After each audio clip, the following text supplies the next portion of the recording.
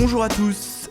On commence ce tour de la presse sportive en Angleterre avec la victoire hier soir d'Arsenal en clôture de la 6e journée de Premier League. Les Gunners se sont imposés difficilement 2-0 contre West Bromwich Albion grâce à un doublé d'Alexandre Lacazette. Alexandre le Grand titre le Daily Telegraph qui ne manque pas de saluer la performance du français comme bon nombre de journaux anglais. iSport indique également que l'ancien lyonnais a déjà battu un record hier soir.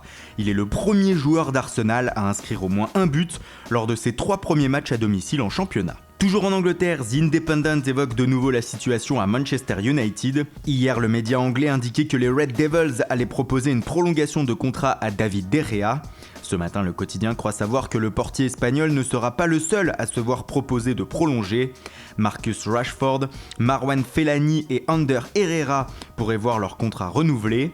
José Mourinho veut conclure ses dossiers avant le mercato d'hiver, afin que ces 4 joueurs ne soient concentrés que sur le football. En Italie, un coach n'est lui pas tout à fait sûr de prolonger, c'est Vincenzo Montella, l'entraîneur du Milan AC. Après une nouvelle défaite sur la pelouse de la Sampdoria dimanche 2-0, les dirigeants milanais se poseraient des questions sur l'avenir de leurs techniciens.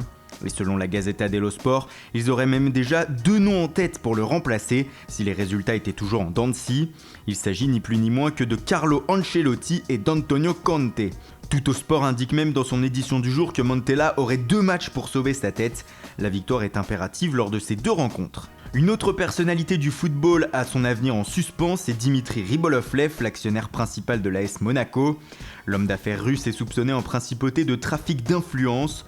Une enquête a été ouverte à ce sujet et plusieurs rumeurs faisaient étalage du fait que le russe pourrait quitter la principauté. Mais ce matin, en une de Monaco Matin, Ribolovlev s'est défendu de tout départ. « Je reste », a-t-il même indiqué, ce qui en fait la une du journal local. Une déclaration qui mettra fin aux rumeurs ? Affaire à suivre. Et c'est dans ce contexte que l'AS Monaco retrouve la Ligue des Champions ce soir pour le compte de la 2e journée de la phase de groupe. Les Monégasques reçoivent le FC Porto de Sergio Conceição à Louis II. Sur un rocher tremblant, titre le quotidien L'Équipe, pour qui la rencontre de ce soir peut confirmer le très bon début de saison de l'ASM, mais que les tensions autour de Dimitri Ribolovlev viennent faire quelque peu trembler le club de la Principauté. Et enfin on termine en Espagne ce matin où la Ligue des Champions occupe aussi tous les esprits. Ce soir, le Real Madrid se déplace sur la pelouse du Borussia Dortmund à 20h45. Une occasion pour Cristiano Ronaldo de confirmer ses très bonnes statistiques contre les clubs allemands. Comme l'indique AS, CR7 a inscrit 23 buts depuis le début de sa carrière contre les équipes germaniques. Le 24e sera-t-il pour ce soir ? Voilà, c'est tout pour aujourd'hui. Merci pour votre fidélité.